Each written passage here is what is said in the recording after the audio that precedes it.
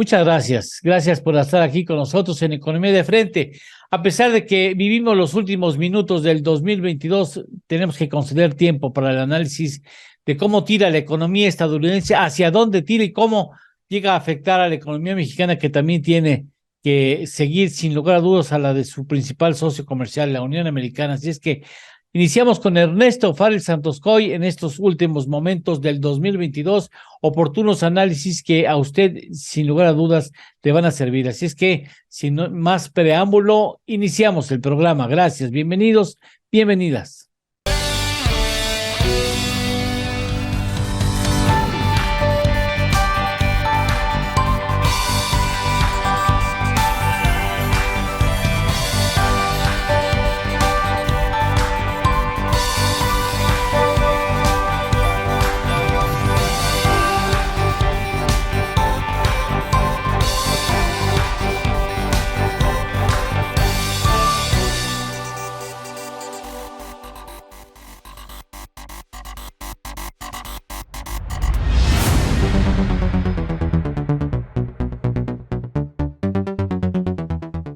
Bueno, agoniza el 2022 y sin embargo las noticias y sobre todo las perspectivas de la economía para el 2023 exigen el planteamiento del análisis de parte de Ernesto Farel Santoscoy en este programa de Economía de Frente. Gracias, Ernesto, porque a pesar de que estás en un periodo vacacional con tu familia, te tomas la gentileza de estar aquí con nosotros para analizar la economía de Estados Unidos, de México y el mundo. Gracias. Bienvenido, como siempre, a tu programa. Gracias. Al contrario, con todo gusto de estar aquí con ustedes. Muchas gracias, muchísimas gracias. Ernesto, vamos a comenzar, como es costumbre, con la economía de Estados Unidos. ¿Cómo sientes a la economía de la Unión Americana?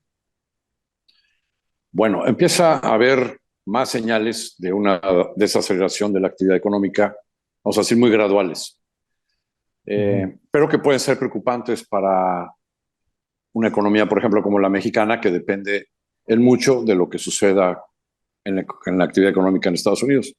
En general, digamos, lo que se percibe es que todavía hay un mercado interno en Estados Unidos muy fuerte, pero que la actividad industrial empieza ya a mostrar signos negativos. Por ejemplo, el indicador del Instituto de Gerentes de Suministro, el ISM, para manufactura, ya para el mes de noviembre está abajo de 50 puntos, está en 49 unidades, lo cual pues, nos está diciendo que hay contracción en el sector manufacturero. Después conocimos también recientemente los datos de la producción industrial en Estados Unidos. Sí. Y bueno, ya es el segundo mes que sale en terreno negativo. En el mes de octubre bajó 0.1%, en el mes de noviembre bajó 0.2% mensual, ¿no? Bueno, pues esto todavía es un incremento anual del 2,5%, o sea, sí. Noviembre contra noviembre del año pasado, pero pues ya van 2 meses seguidos que la producción se está ¿De cuánto fue? Perdóname, ¿cuánto fue en octubre? Octubre menos 0.1 y mensual, y para noviembre menos 0.2. Ese menos 0.2 es todavía, en términos anuales, 2.5% anual arriba de noviembre del año pasado, pero 2 meses seguidos de contracción, ¿no? Sí. Entonces, pues ahí se ve, digamos, la cuestión industrial que se está afectando. Dentro de la parte industrial está construcción, minería y manufactura. Entonces, de construcción ya habíamos visto antes números negativos, es lo primero que se deteriora cuando va a venir una recesión. Ya como era normal, también los datos de ventas de casas nuevas, casas usadas, ya estaban en zona negativa, pero pues ahora ya tenemos que se le añade la parte de manufactura que también debe estar ya en zona negativa. Mientras que los indicadores de mercado interno todavía muestran, digamos, un mercado interno sólido. Por ejemplo, el indicador ISM para el sector servicios, donde se refleja el mercado interno, pues incluso subió en noviembre en relación a octubre, está por ahí 55 unidades, o sea, todavía es un mercado interno fuerte. ¿Okay? Es O sea, más o menos el diagnóstico que vemos. La recesión no cae como si fuera un plato volador e impacta al mismo tiempo a todas las actividades económicas. Es más bien como proceso de congelamiento, ¿no? Recuerdo. O sea, va poco a poco avanzando en determinadas áreas que son las más sensibles, las primeras. Ándale, estás en una montaña y ya se te están congelando los pies y las rodillas, Ya, ya. ¿no? Pero todavía en la parte superior, el mercado interno todavía está calientito. Bueno, Es ¿cuánto más o menos. tarda en esos primeros indicadores avanzar hacia el corazón en este ejemplo? Sí. Sí puede tardar todavía algunos meses, a lo mejor unos 5 o 6 meses. Todavía podría tardar para que toda la economía tenga ya signos de recesión. Recordando, ¿no? La recesión es cuando hay contracción de la actividad económica generalizada y por un periodo de tiempo, digamos, largo, ¿no? O sea, también un solo mes no sería recesión, pero si ya se da en más de 2 trimestres, entonces ya se considerará a posteriori, cuando se diagnostique, que sí hubo recesión, ¿no? Siempre se Y diagnostica a posteriori, ¿verdad? Una vez que han transcurrido los 2 trimestres del signo negativo. sí, hay un instituto un buró de estudios económicos en Estados Unidos, quien es el encargado de hacer ese diagnóstico, pero lo hace a posteriori. En México también se cuenta ya con un órgano colegiado así. Es reciente, ¿verdad? Es Es reciente. reciente en México, sí. Así es. ¿Cuándo hará su primer pronunciamiento? ¿No ha hecho ningún pronunciamiento hasta el momento que tú recuerdes? El primero, cuando salió a la luz, sí hizo un diagnóstico de cómo estaba la economía y bueno, pues concluía que estaba en recuperación. Bien, En ok. el caso de México. O sea, eso quiere Hace decir como 6 que meses. la recesión de llegar a Estados Unidos parece ser que se va orillando hacia la recesión.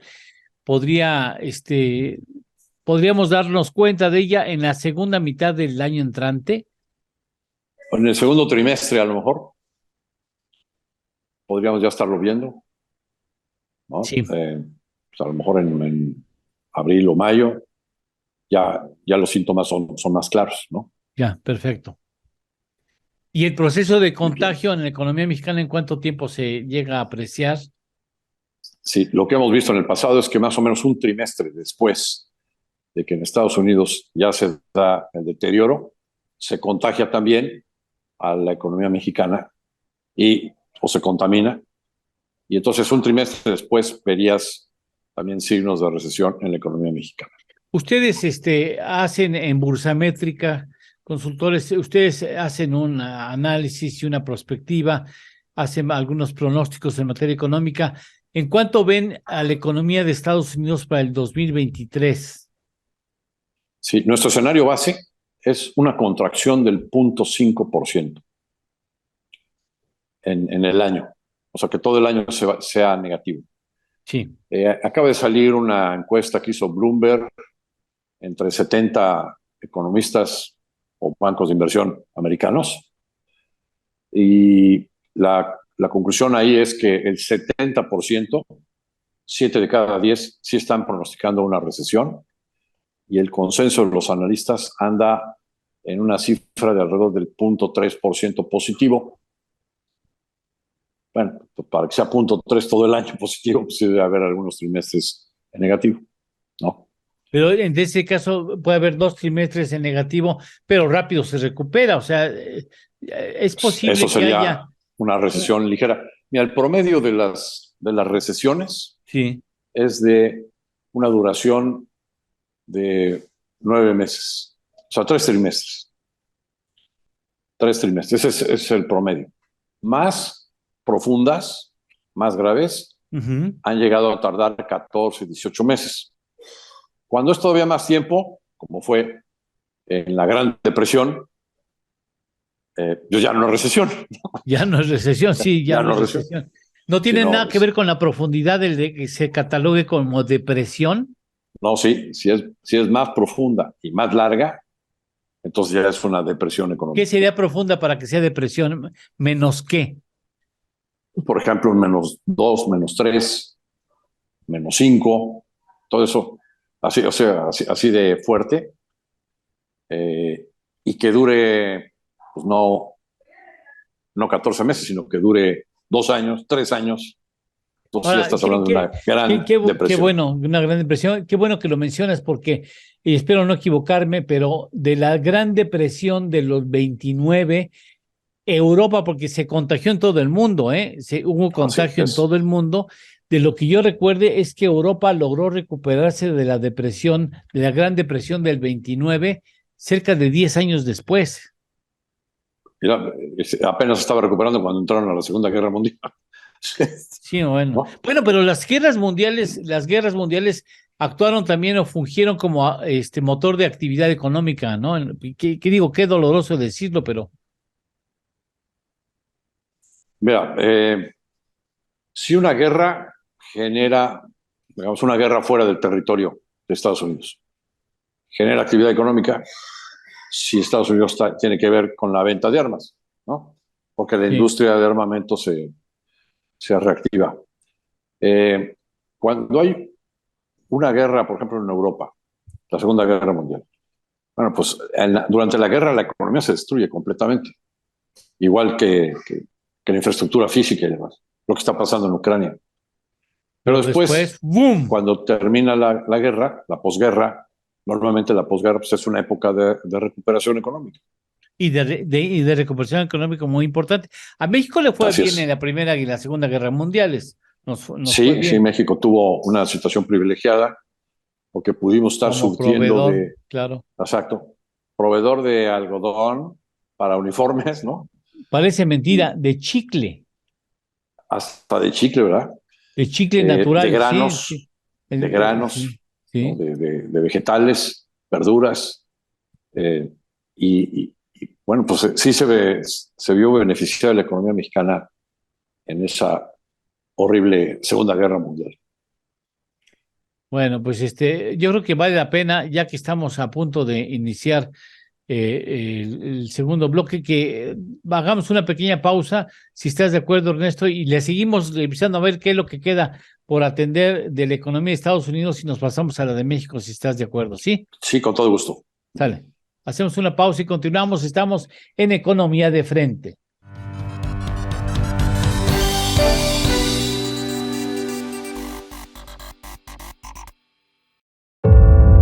¿Tienes en tus manos la ardua tarea de velar por tu empresa?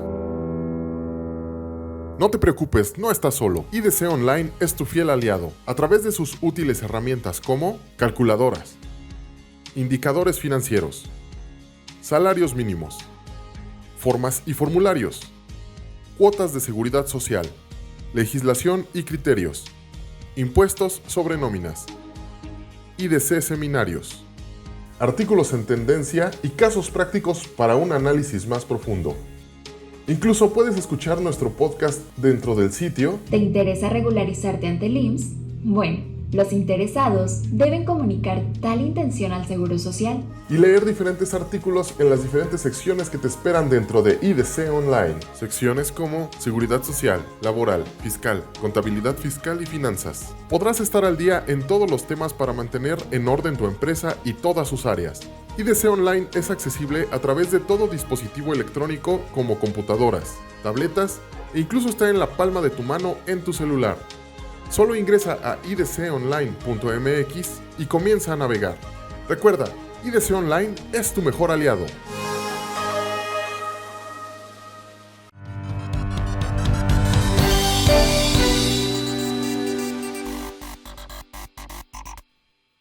Bueno, ¿qué asuntos tendríamos que ver? Por ejemplo, en el caso de la inflación. ¿Cómo va la inflación en la Unión Americana? ¿Cómo la sientes? Sí, ha habido buenas señales. Tanto la inflación al productor como la inflación al consumidor están dando señales positivas en cuanto a que están cediendo las presiones inflacionarias. Eh, Primero hablemos de la inflación al productor. Bueno, pues ya la inflación al productor sí está por segundo mes consecutivo abajo del 8, Sí, 7.2. Y la inflación subyacente, es decir, quita los elementos volátiles como la gasolina, el precio de la electricidad, el precio de los perecederos, quitando eso de la muestra, la inflación ya está subyacente ya está en 6% anual. Bueno, pues son buenos datos. Si le metemos la lupa a la inflación al productor, pues esta también tiene ya 3 meses de estar descendiendo y la inflación es subyacente al productor, está abajo del 5%, 4.8, 4.9%, lo cual implicaría que sí la presión de costos, porque es la inflación al productor, hacia adelante está ya controlándose. Ahora, aunque se ven bien esos datos, sobre todo en relación a los meses previos, donde sí la inflación al productor estaba arriba del 10%, ¿no? La subyacente también estaba voladísima, y la inflación al consumidor arriba del 9%. Bueno, pues la verdad es que todavía estas inflaciones que acabamos de señalar de noviembre, pues todavía están muy arriba de la inflación meta de la Reserva Federal, que es 2%. ¿Cuándo se alcanzaría el 2%, tú estimas, en Estados Unidos? No nada más yo, sino la mayoría de los analistas y los propios miembros de la Reserva Federal sí están viendo que la inflación se pudiera llegar a normalizar a niveles del 2% por ahí del 2024. 2024, sí, y entre más se acerca a la inflación meta, en este caso de 2%, es más difícil, ¿verdad?, hacer el ajuste. Baja muy rápido, cuando es alta la inflación, va bajando rápido, pero llega un momento en donde ya es muy complicado seguirla bajando, ¿no? Así es. En nuestro caso, nosotros lo que vemos es que va a ser muy difícil que baje del 4,5. De ahí en adelante pensamos que va a ser una baja muy, muy gradual. O sea, ahorita viene bajando de manera rápida, pero al llegar a la zona del 4,5, porque ahí está la subyacente al productor, todavía la subyacente al consumidor está al 6, ¿no? Entonces, le va a costar mucho trabajo ir descendiendo del 4,5 hacia adelante. Y es que son ya cuestiones estructurales, no nada más. Esta inflación que hemos tenido, la más alta en 40 años, es resultado de choques tanto del lado de la oferta de bienes y servicios como del lado de la demanda. Todavía persisten choques de oferta. Por ejemplo, precios de la energía. Bueno, pues, el precio del petróleo ha estado bajando, pero sigue estando altísimo, ¿no? El WTI todavía arriba de $75. Es un petróleo que genera una gasolina cara. No tan cara como la tuvimos hace algunos meses, pero sigue siendo una gasolina alta. Sí. El precio del gas, oye, estaba abajo de $2, ahora está arriba de $6 la unidad de BTU. Bueno, pues el gas influye pues también en la generación, en los costos de la generación de energía eléctrica, en las plantas de ciclo combinado. Hay ahora pues mucho más alternativas de generación de energía, pero bueno, pues el gas también afecta a los costos industriales, porque muchas plantas se mueven en base a gas natural, ¿no? En Estados Unidos. Entonces, todavía hay en esa parte pues una presión inflacionaria. Y la OPEP pues acaba de tener una reunión donde se confirmó la reducción de 2 millones de barriles a partir del 1 de noviembre en las cuotas de producción de los países miembros de la OPEP. Pero no se sintió, ¿verdad? Incluyendo a Rusia. No se sintió mucho. Sí, porque era como para que se subiera otra vez, ¿no? Arriba de 80, claro. Pero no. Sí. No, por lo menos sí llegó a tocar abajo de 70 y está arriba de 70 otra vez. A ver, ¿por qué están los precios de petróleo tan bajos, tomando en cuenta que ya estamos ingresando a la etapa invernal? Yo supondría que a más frío, pues como regularmente se comportan las cosas, se incrementa el precio, porque además el consumo es mayor.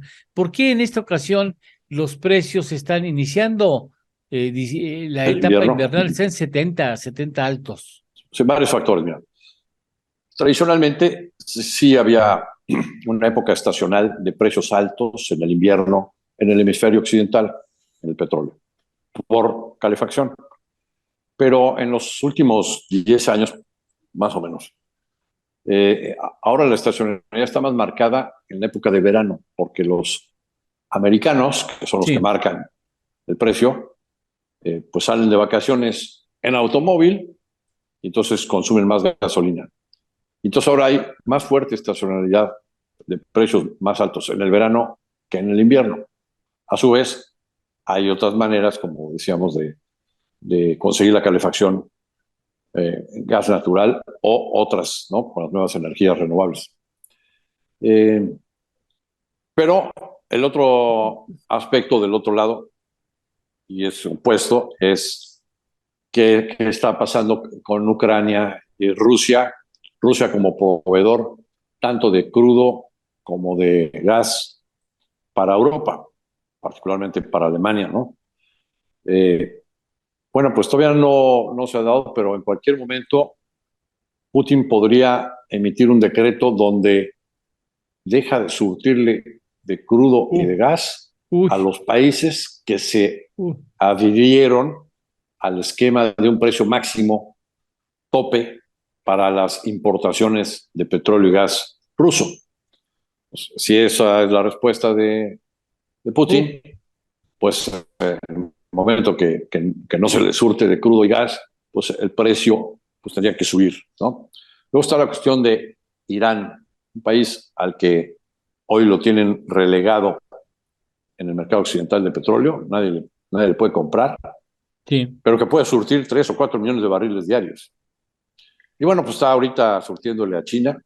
China, a su vez, es otro factor que por el bajo dinamismo que trae, pues digo, antes estábamos acostumbrados a ver a China crecer al 8%. 10, incluso hubo una época en que estaba en Antes, incluso dos arriba dígitos. Así es, 12, 14% anual. Sí. Y ahora, Más recientemente al 8%. Quién sabe si llegue al 2, ¿no? Ni a lo mejor ni siquiera al 2 a llega. lo mucho llega al 2, y entonces esa menor demanda potencial de China también está afectando al precio. Está copiándole a México.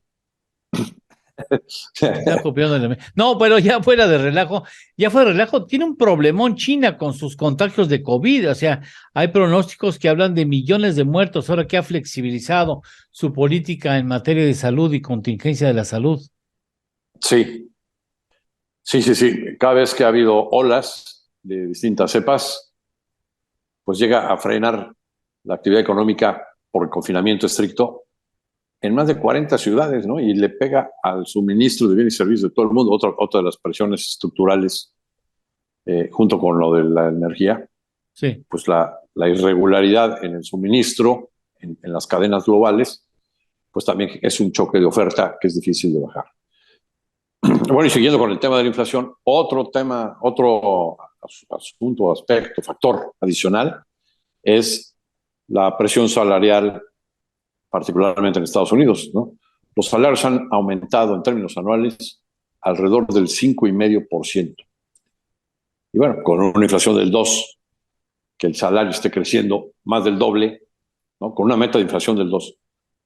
Si el salario crece más del doble, pues es otro factor de costos que está presionando a los precios, ¿no? Y entonces todo esto ya en un cóctel Molotov, ¿no? Pues lo que hace es que la inflación esté alta y que aunque está descendiendo, pues vaya a ser muy difícil que pueda bajar posteriormente en esa zona del 4,5%. Nos parece que ahí se va a ralentizar. Así es, va a ser ya mucho más gradual y lenta la reducción de la inflación. Una última pregunta en este bloque. ¿La inflación no se contagia? O sea, ¿no podría contagiarse a México? Se ha contagiado, sí. Sí, parte de la inflación que hay en todo el mundo es inflación importada, ¿no? De que distintos países están importando esa inflación. Y sobre todo en el terreno de alimentos es donde se ha visto con mayor claridad y casi un efecto homogéneo en todo el mundo. Oye, los alimentos es impresionante, ¿no? En el mes de octubre los alimentos aumentaron 38%. Nada más en octubre. En Estados Unidos, sí, lo que llaman los vegetables. En términos anuales traen una inflación del 80%. No, bueno. Y está combinado con cuestiones climáticas, las sequías fuertes que hubo en Los Ángeles, en California, en los estados irrigados por el río Colorado, que tuvieron que suspender en varias ocasiones o administrar el agua de manera intermitente, cosa que normalmente no sucede ahí, en esos estados de la Unión Americana. Y luego, en el otro extremo, en la costa este, en la Florida, pues los huracanes hicieron estragos también en las cosechas de frutas y vegetales. Entonces, pues tuviste la parte climática, independientemente de que el suministro de granos y de fertilizantes provenientes desde Ucrania, pues también ha sido muy irregular, ¿no? Porque, pues bueno, si hay un acuerdo que Rusia deja transitar exportaciones de granos que salen por el Mar Muerto, ¿no?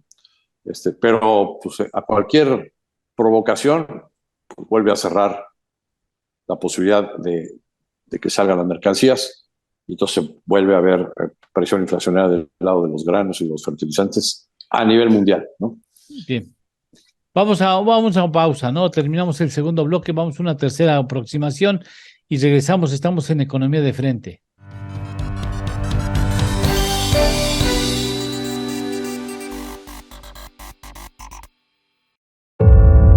¿Tienes en tus manos la ardua tarea de velar por tu empresa?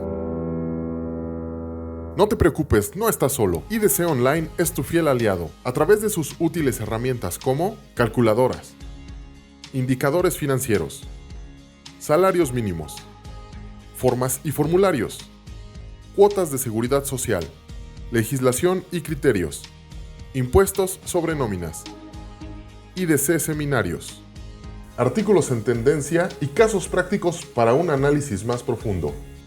Incluso puedes escuchar nuestro podcast dentro del sitio. ¿Te interesa regularizarte ante el IMSS? Bueno, los interesados deben comunicar tal intención al Seguro Social Y leer diferentes artículos en las diferentes secciones que te esperan dentro de IDC Online. Secciones como Seguridad Social, Laboral, Fiscal, Contabilidad Fiscal y Finanzas. Podrás estar al día en todos los temas para mantener en orden tu empresa y todas sus áreas.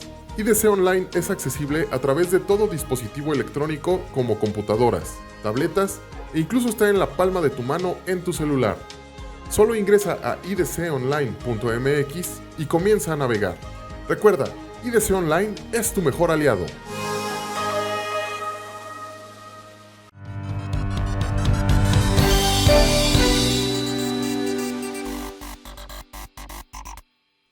Bueno, ya hemos visto el escenario bastante completo, Ernesto. Ahora, en el asunto de la Reserva Federal de la Unión Americana, ¿cuándo dejará de incrementar la tasa de interés? Ya ves que empezó primero con medio punto porcentual, después se fue a 4 o 5 consecutivas de 75 puntos base, 3/4 de punto porcentual, cosa que nunca había hecho, y ahora le bajó un poquito al volumen del incremento en tasas de interés en la última decisión en diciembre.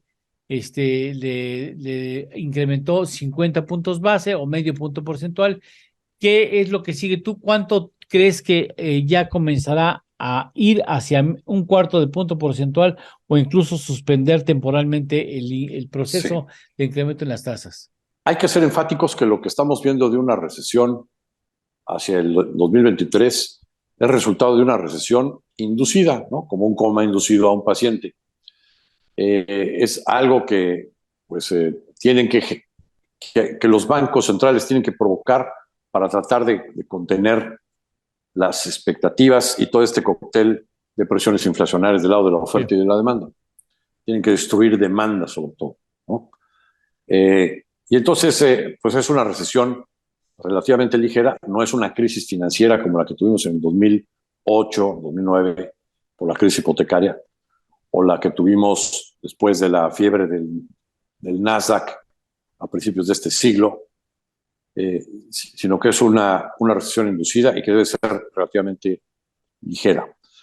Pero a la Reserva Federal todavía le falta incrementos de tasas que en Bolsa América lo vemos como muy probable hacia el primer trimestre, donde la tasa de interés tiene que llegar a un nivel que se considera restrictivo. Y ese nivel restrictivo es un nivel que debe estar arriba de lo que teóricamente se considera la tasa neutral. La tasa neutral es aquella tasa que permite que la economía crezca sin generar presiones inflacionarias, un concepto teórico. Y se calcula que esa tasa neutral anda por ahí del 4.90. Bueno, si quieres ser restrictivo, tienes que estar arriba de esa tasa y pues nosotros pensamos que sería suficiente con el 5.25. que por cierto es el nivel máximo que se llegó antes de la crisis hipotecaria, cuando el señor Greenspan subía las tasas de interés, después de haberlas bajado primero al 1, luego las estuvo subiendo hasta el 5,25, ahí se pinchó la burbuja hipotecaria y se creó la crisis hipotecaria, ¿no? Bueno, ese nivel de 5,25 nos parece que es el nivel al que debe de llegar la Reserva Federal para ubicarse en una zona restrictiva en cuanto a la tasa de interés. Y lo podría hacer o completar en el mes de marzo. En la última reunión de diciembre del Comité Federal de Mercado Abierto, así se llama el órgano colegiado que determina la política monetaria, se hace un ejercicio trimestral en el que los miembros de ese comité, ellos mismos apuntan en una nube de puntos donde está la escala del tiempo y la escala de tasas, donde ve cada uno de ellos la tasa de interés en el futuro, en distintos periodos. Y lo que esa nube de puntos nos indicó es que hay algunos miembros de la Reserva Federal que piensan que la tasa de interés se va a seguir para arriba al 5,5% o incluso hasta cercano al 6% en el futuro. No todos, pocos, pero sí hay quien está pensando que la tasa se va a ir hasta allá. De los miembros de la FED, Sí. Nuestro escenario base es que se queda en 5,25 y que ya para entonces, cuando empiecen a aparecer más síntomas de que ya se está dando el fenómeno recesivo, probablemente ahí se detengan, ¿no? Habíamos comentado alguna vez en este programa que la política monetaria es como manejar un automóvil con el espejo retrovisor sin ver el parabrisas, porque pues los elementos que tienes de visualización son indicadores del pasado, pero tú tienes que estar haciendo decisiones hacia el futuro. Qué difícil, ¿no? Pues fácilmente se te puede pasar la mano o quedarte corto, ¿no? Sí, claro. Entonces, los efectos de las alzas de tasas recientes y las que se van a dar en el primer trimestre van a tener su impacto 8 meses o hasta un año después. Y por lo tanto, el riesgo de un error de cálculo es altísimo. Bien. Pero así es en todo el mundo. Y entonces, ¿qué es lo que podemos esperar? Que el Banco Central de la Reserva Federal siga subiendo tasas y siga recogiendo dinero, porque no es nada más. No ha dejado de recoger dinero. Valdría la pena que nos explicaras o que explicaras a nuestro público por qué ese término de recoger dinero. Sí, cómo no.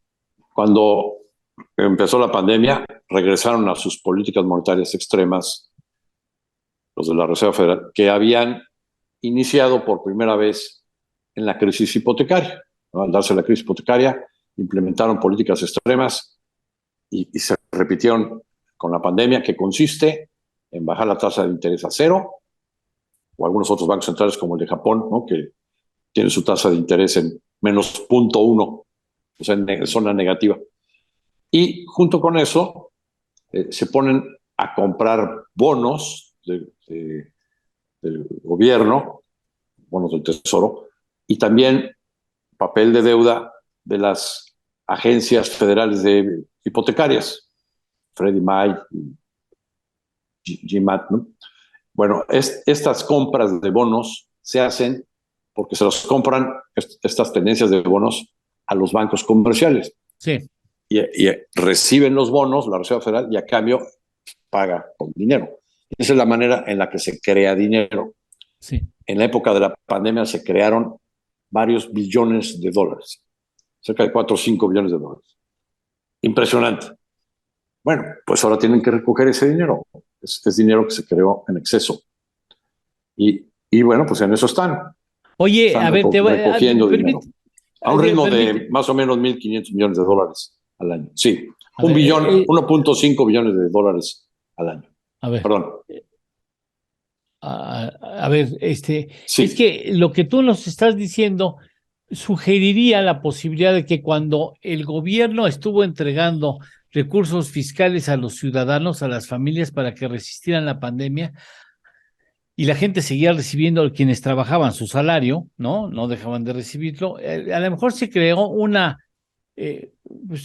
mar de sobrecapitalización en las familias que permitió que algunas y después se destaparan comprando cosas que querían y que no necesariamente necesitaban, o incluso quienes dijeron, pues es el buen momento de meter esta lana que no me costó, comprando criptomonedas. Digo, porque puede haber, curiosamente, hay una especie de bonanza de las criptomonedas después de ligeramente después de la pandemia, en el 2020 y Es correcto. 2021.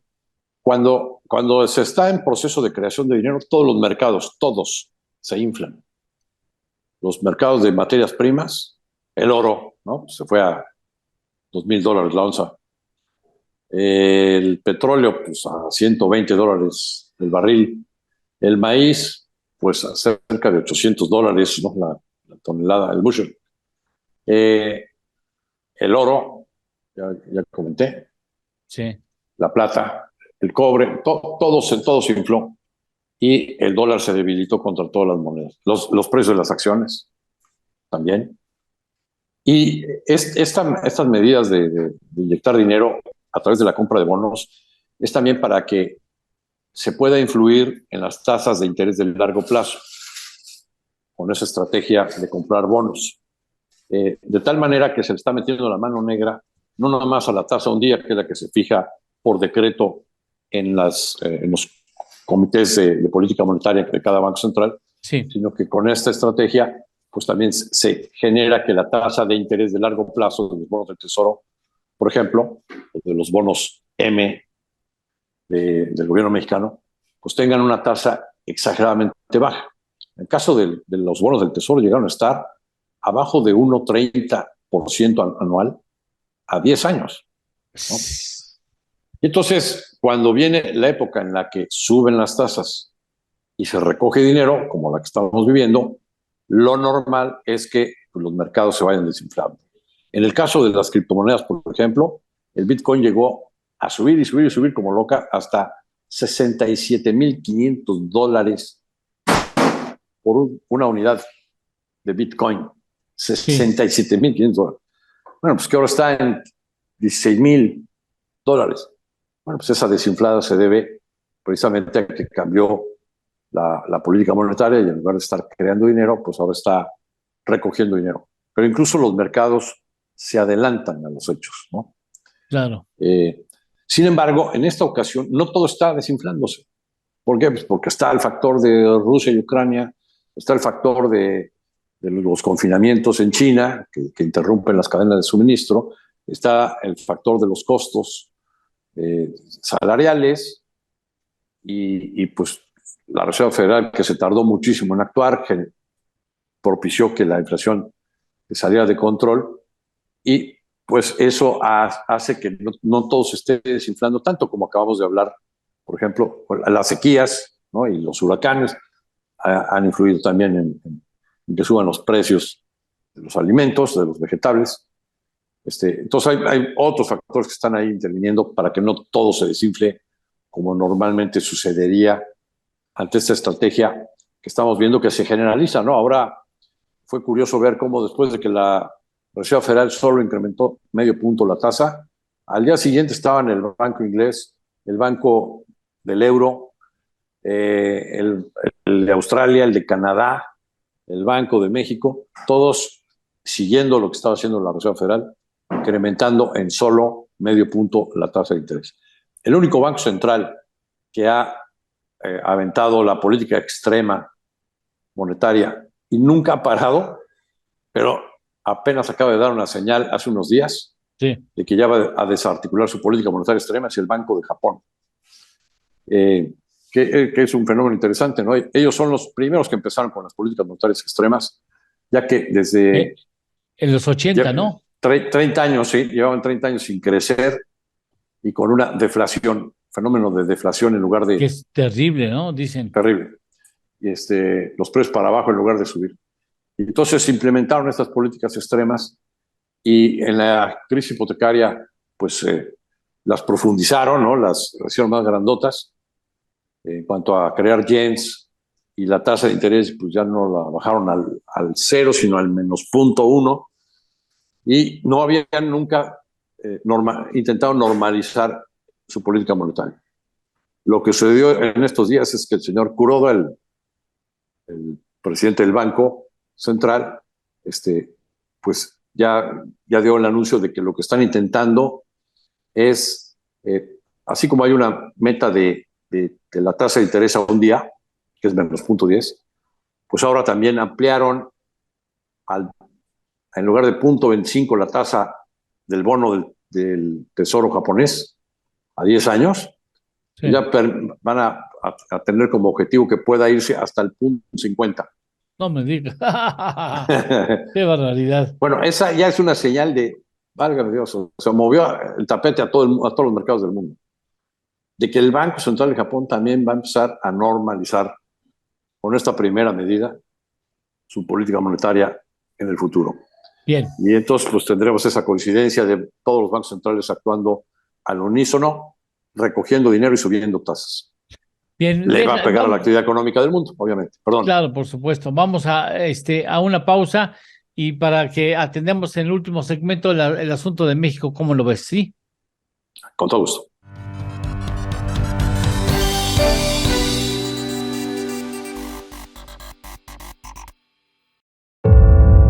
¿Tienes en tus manos la ardua tarea de velar por tu empresa? No te preocupes, no estás solo. IDC Online es tu fiel aliado a través de sus útiles herramientas como calculadoras, indicadores financieros, salarios mínimos, formas y formularios, cuotas de seguridad social, legislación y criterios, impuestos sobre nóminas, IDC seminarios, artículos en tendencia y casos prácticos para un análisis más profundo. Incluso puedes escuchar nuestro podcast dentro del sitio. ¿Te interesa regularizarte ante el IMSS?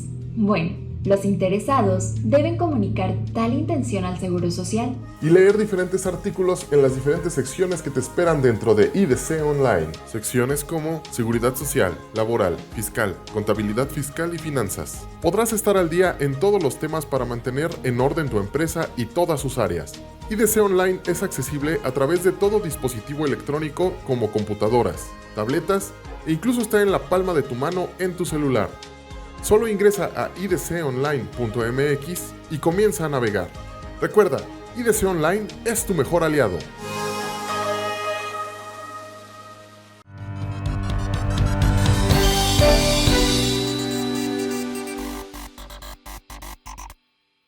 Bien, y vamos en el asunto de México. A ver, ¿cómo sientes a la economía al cierre del 2022 y la apertura del 2023, Ernesto?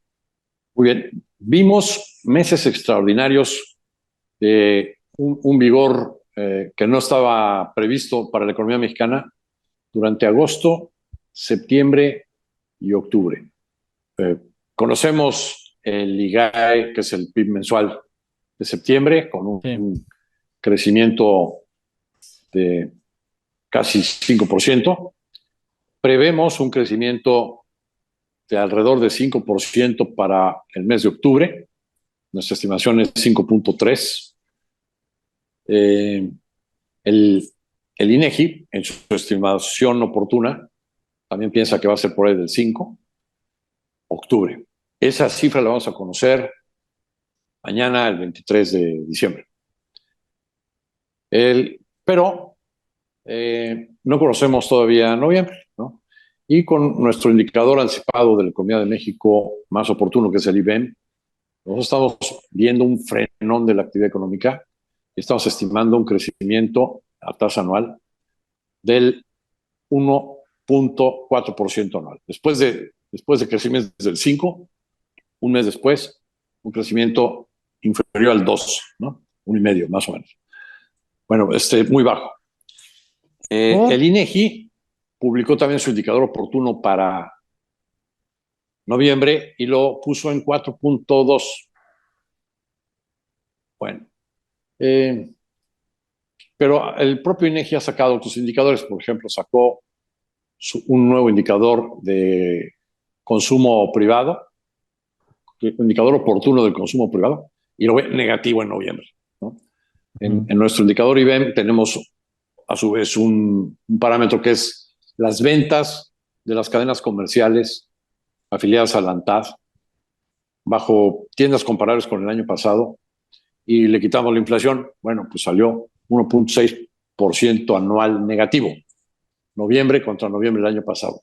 A pesar de que en el mes de noviembre se da la campaña del Buen Fin, ¿no? Bueno, lo que se está argumentando es que, bueno, sí salió negativo porque este año el Buen Fin fueron 4 días, el año pasado fueron 7 días, entonces como hubo menos días de la campaña comercial, pues por eso sale en negativo. Bueno, pero también tuvimos caída en las exportaciones automotrices. Y pues ya comentamos anteriormente, pero también tenemos datos negativos en la manufactura norteamericana y en la industria de los Estados Unidos, ¿no? En el mes de noviembre.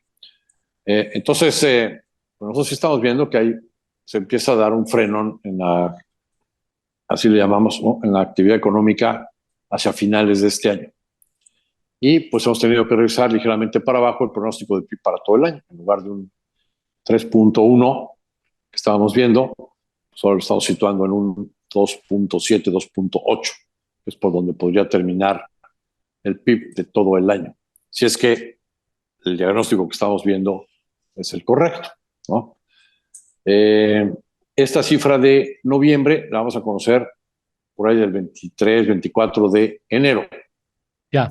Ya está el año entrante. Pero pues todo parece indicar, por lo que estamos viendo, que sí hay desaceleración de la actividad económica. Tenemos otros indicadores que apoyan el mismo diagnóstico. En el caso de otro indicador que sacamos con el Instituto Mexicano de Contadores Públicos, es el índice de confianza económica. Y ese índice tiene 2 componentes.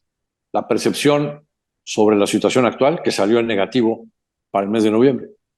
Es otro apoyo más. Eso quiere decir que el consumidor está... Es confianza económica, es más bien de las empresas. Ya. El INEGI tiene otro indicador de confianza del consumidor, de los indicadores adelantados y cíclicos, ¿no? Y también nos está dando señales negativas para el mes de noviembre.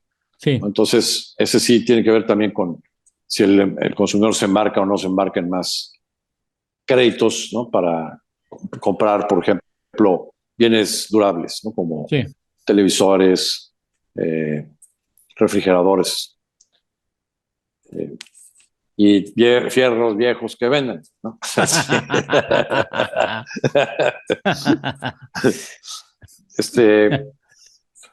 Bueno, pues pero digamos que sí hay varias coincidencias de distintas fuentes que nos están señalando que se está desacelerando la actividad económica en México, que venía bastante bien, repito, durante los meses de agosto, septiembre y octubre. Luego, del otro lado de la moneda tenemos la parte de inflación. Y aunque también hay buenos datos en México sobre la inflación al productor y la inflación al consumidor, que está descendiendo al mes de noviembre, por dentro los datos no son tan alentadores. Por ejemplo, la inflación de noviembre al consumidor, pues sí viene bajando, ya está abajo del 8%, pero la inflación subyacente sigue subiendo y está en 8.50 y tantos. O sea, quitando los elementos volátiles como precios de gasolina, de energía y precios de los perecederos, la inflación sigue subiendo. Si le metemos la lupa a la segunda quincena de noviembre, parece ser que ahí sí hubo una baja en inflación subyacente a niveles del 8.30. Sí. Y la inflación al consumidor bajó a por ahí del 7.20, 7.90, que es la inflación general. Bueno, parece que la segunda quincena sí ya está dándose una baja más interesante en la inflación. Vamos a ver cómo viene diciembre, ¿no? Pero la inflación, esa inflación subyacente al 8.50, está diciendo que hay inflación que se genera adentro, de una inflación importada, ¿no? Y que todavía está muy, muy lejos de la inflación general. Entonces, pues sigue la presión inflacionaria hacia adelante. Y luego, pues tenemos que aquí se nos ocurrió subir el salario mínimo 20% nada más, ¿no? Sí. y pues con eso las presiones salariales también en México para este inicio del año pues van a estar muy altas. Y entonces también vamos a tener una inflación de costos adicional que va a presionar los precios. Porque al empresario, pues, o sea, sí lo están descobijando realmente, ¿no? En esta circunstancia. El patrón tiene que pagar los incrementos de salario contractuales que se negocien entre trabajadores y la empresa, subirle a los que están en salario mínimo, pues, porque son muy pocos, el 20%, y luego, pues, con ese incremento de costos salariales, pues, adicionalmente, a partir del 2023, tiene que incrementar sus cuotas, sus aportaciones a las cuentas individuales de los trabajadores para el sistema de ahorro para el retiro, y para los Afores, y para el Infonavit. Adicionalmente, pues, le quitaron el outsourcing, y entonces, pues, tiene que repercutir todos los incrementos de prestaciones en sus costos. Pero adicionalmente el fisco solo te permite deducir el 0.53% de esas prestaciones. Entonces, pues sí lo están asfixiando, ¿no? Y eso Sí.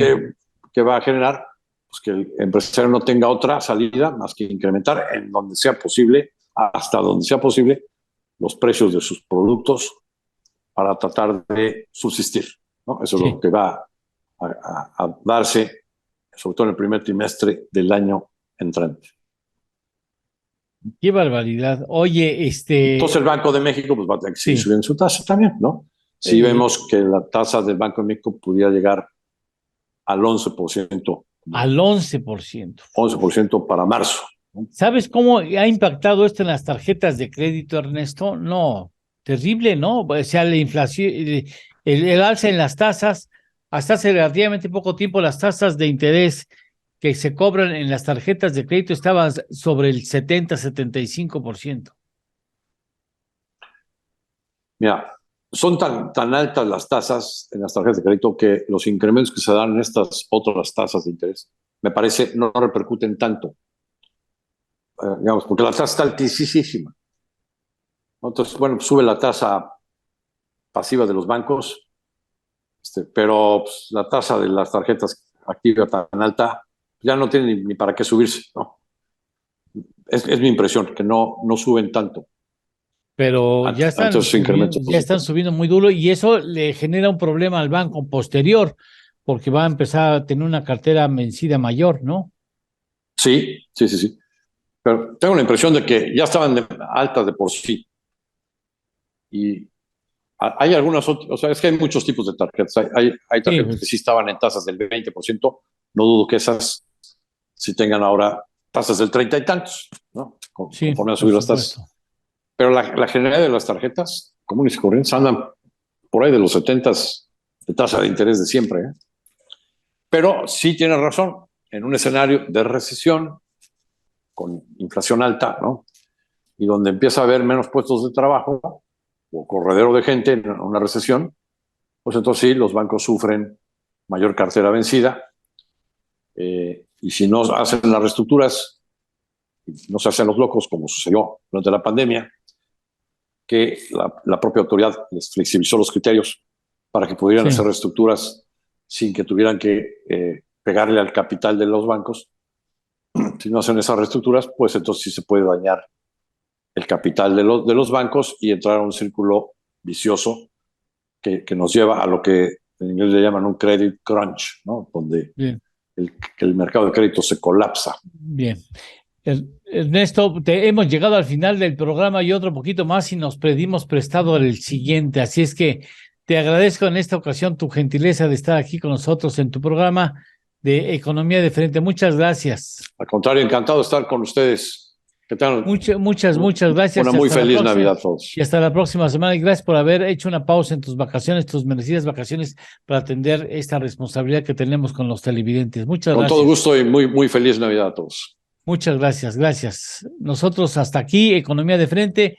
Hasta la próxima semana, ya en lo que será el último programa del 2022. Muchas gracias. Hasta la primera.